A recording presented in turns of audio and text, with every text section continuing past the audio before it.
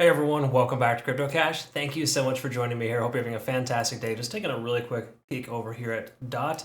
We took a look at Polkadot last few days in a row. Obviously going to continue this kind of as our daily driver, but we want to make sure that we understand specifically what's going to happen next because we did have this low fair value gap that got swept. We'll talk about that on the 4-hour time frame. We'll also double check a couple of things on the back end as well because I believe we can go ahead and pull up our liquidation levels for this coin too and see what's going on here. So just to quickly note, in the last month, we have the most amount of liquidation at 3.95. Let's say round number $4. We see the price action come down to $4. We're going to see a massive, massive sweep of a lot of liquidity. A lot of folks are going to be, I wouldn't say they'll be out of a job, but they're going to be having a bad day, right? Because again, a lot of folks got in with their longs at $4, a nice proud moment for them. And just note that that's a potential reality, but a distant reality. I do think this massive sell-off here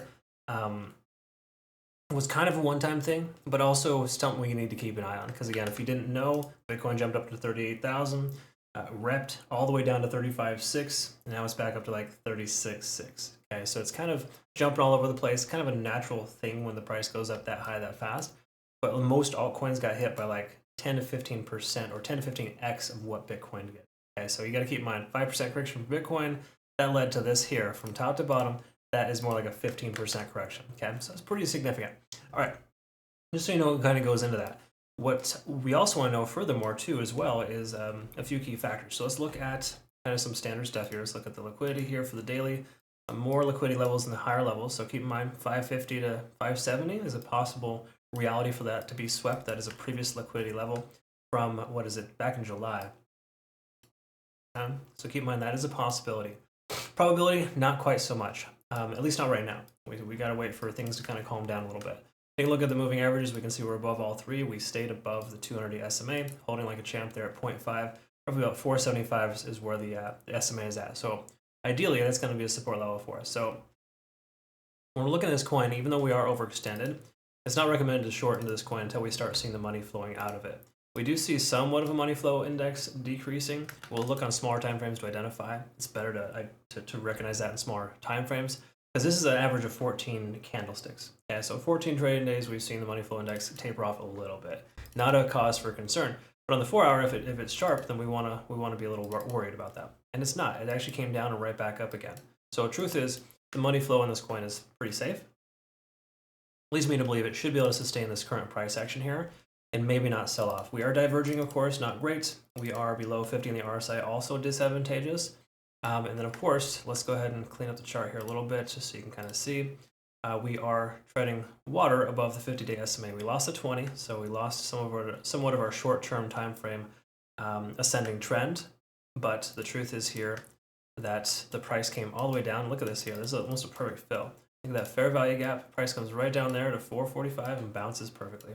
So hopefully I did a limit order at 446. Just kidding. Who would have known that? But truth is, yeah, fair value gap, they get swept all the time. Now that's done, we can expect the price action to not be so aggressive to the downside.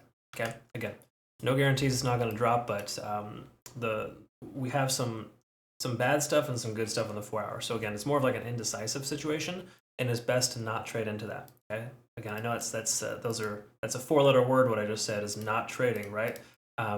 Obviously, it's not a 4-letter word, but you get the gist. Some people, man, they're just so dead set on trading like crazy that they just cannot sit idly by and watch good value past them. Keep in mind, the whole market is full of missed opportunities. You'll never catch it all.